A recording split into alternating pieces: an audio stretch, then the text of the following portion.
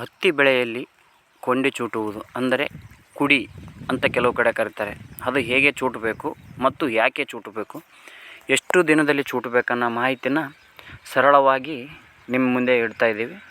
ಇದು ಮತ್ತು ಏಕೆ ಅಂದರೆ, ಈಗ ಒಬ್ಬ ಮನುಷ್ಯ ಅಂದರೆ 5-6 ಅಡಿ ಅಥವಾ 5-6 ಫೀಟ್ ಎತ್ತರ ಇದ್ದರೂ ಅವನಿಗಿಂತ ಎತ್ತರ ಬೆಳೆದಾಗ ಈ ಕುಡಿಯನ್ನು ಚೂಟಬೇಕು. ಯಾಕಪ್ಪ ಅಂತಂದರೆ, ಈಗ ಬೆಳೀತಾ ಹೋದಂತೆಲ್ಲ ಕಾಯಿಗಳು ಕಡಿಮೆ ಆಗ್ತವೆ. ಅಂದರೆ ಈಗ ಜಾಸ್ತಿ ಬೆಳೆಯೋದಕ್ಕೆ ಜಾಸ್ತಿ ಇದಾಗಿಬಿಡುತ್ತೆ ಮತ್ತು ಬೆಳೆದ ನಂತರ ಕಾಯಿ ಹಿಡಿಬೇಕಾದ್ರೆ ತುಂಬ ದಿನ ಹಿಡಿಯುತ್ತೆ. ಅದಕ್ಕೋಸ್ಕರ ಮೇಲೆ ಕುಡಿ ಚೂಟುವುದರಿಂದ ಗಿಡಗಳೆಲ್ಲ ಕವಲು ಹೊಡೆದು, ಅಂದರೆ ಈ ಪಂಗ್ಲು ಅಂತ ಹೇಳ್ತೀವಿ ರೈತರ ಭಾಷೆಯಲ್ಲಿ, ಆ ಥರ ಪಂಗ್ಲು ಹೊಡೆದು ಕಾಯಿಗಳು ಮತ್ತು ಫಲಗಳು ಹೆಚ್ಚಾಗುವುದರಿಂದ ನಮ್ಗೆ ಉಪಯೋಗ ಇದೆ.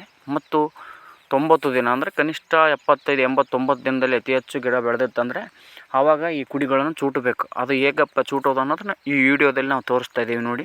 ತುದಿಯಲ್ಲಿ ಇರುತ್ತೆ ಈ ಗಿಡದಲ್ಲಿ, ತುದಿ ಗಿಡಗಳನ್ನು ಚೂಟಬೇಕಂದ್ರೆ ಮತ್ತು ಪ್ರತಿಯೊಬ್ಬ ರೈತರು ಚೂಟಲೇಬೇಕಂತೇನಿಲ್ಲ. ಯಾರು ಎತ್ತರವಾಗಿ ಬೆಳೆದಿರ್ತವೆ ಕುಡಿಗಳು ಅವರು ಮಾತ್ರ ಚೂಟಬೇಕು.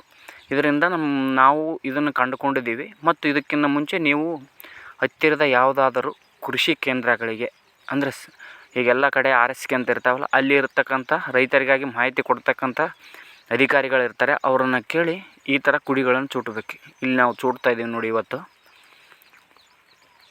ನಿಮ್ಗೆ ಕಾಣ್ತಾ ಇರ್ಬೋದು, ತುದಿಯಲ್ಲಿ ಒಂದು ಮಗು ಬಂದಿರುತ್ತೆ. ಅದನ್ನು ಚೂಟಿದ್ರೆ ನಮಗೂ ಒಳ್ಳೆ ಫಲಿತಾಂಶ ಬರುತ್ತೆ. ಇದನ್ನು ನೀವು ನೋಡಬೇಕು ಮತ್ತು ಮಾಡಬೇಕು. ಮತ್ತು ಪ್ರತಿಯೊಬ್ಬರು ಮಾಡಲೇಬೇಕಂತೇನಿಲ್ಲ. ಸೊ ಮನುಷ್ಯನಿಗಿಂತ ಎತ್ತರ ಬೆಳೆದಿರ್ತಾರಲ್ಲ ಅವ್ರು ಮಾತ್ರ ಮಾಡಿದರೆ ಒಳ್ಳೆಯದು ನೋಡಿ.